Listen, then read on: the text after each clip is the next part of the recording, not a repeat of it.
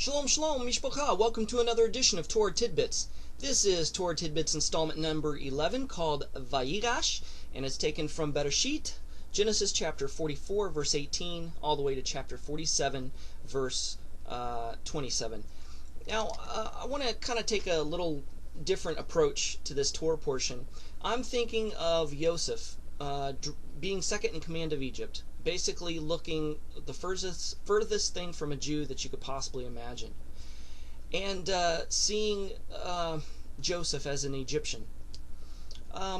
We as Jews believe that the commandments are eternal, that they always have been, that they've been passed down orally until Moses, and then he actually wrote them out and solidified them.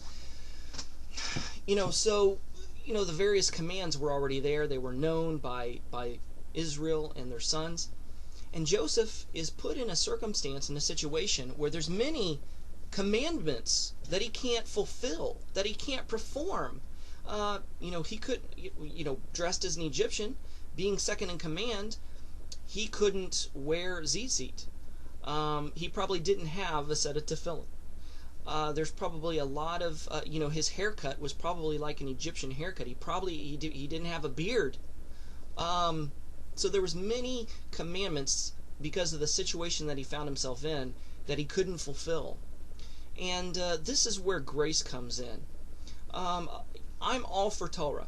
I'm all for keeping the 613 commandments, at least the ones that apply to any given individual, to fulfill them the best of their knowledge and the best of their ability.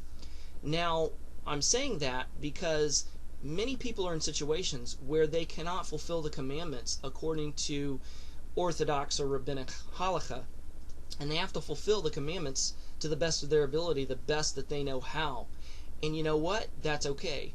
If you have to make your own prayer shawl, go for it. If you have to make your own set of tefillin, go for it. If you don't have the money or can't get a lulav and etrog for Sukkot across the border to where you're at, or whatever, and you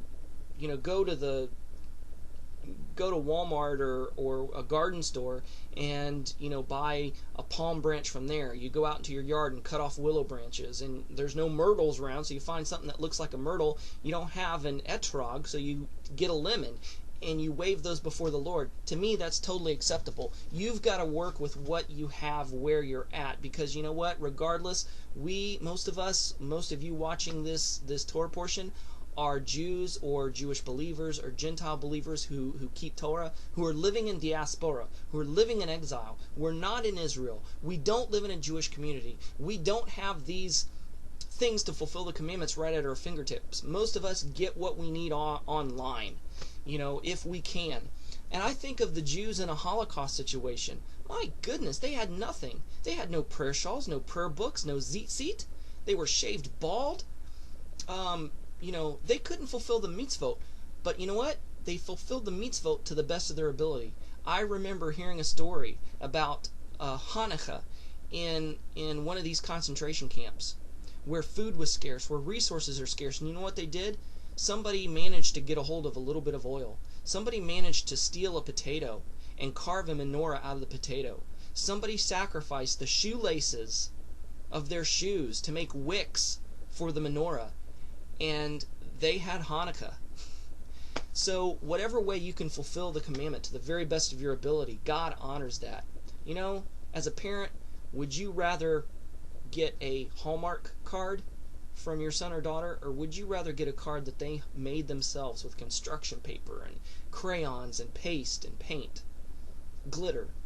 I want the homemade stuff. And homemade Judaica, I think, is pleasing in the sight of the Lord if that's the best you can do, and then that's all you have. But anyway, Joseph didn't look like a Jew. He was in a situation where he couldn't look like a Jew. And that's the way, as I mentioned in the last Torah portion, that the way Yeshua Messiah is to a lot of Jewish people today. They just hear about this Christian Jesus, they look at him, and he looks so different from what the Torah says. He looks so different from what the Jewish Messiah is supposed to look like in Scripture, because he's been Gentilized, paganized, and Greco-Roman Catholicized, and he looks the farthest thing from a Jew that there ever was. So them rejecting the Jesus of Christianity, I can totally understand. It's up to us as believers in Messiah to show them who Yeshua really is, that he is the Jewish Messiah.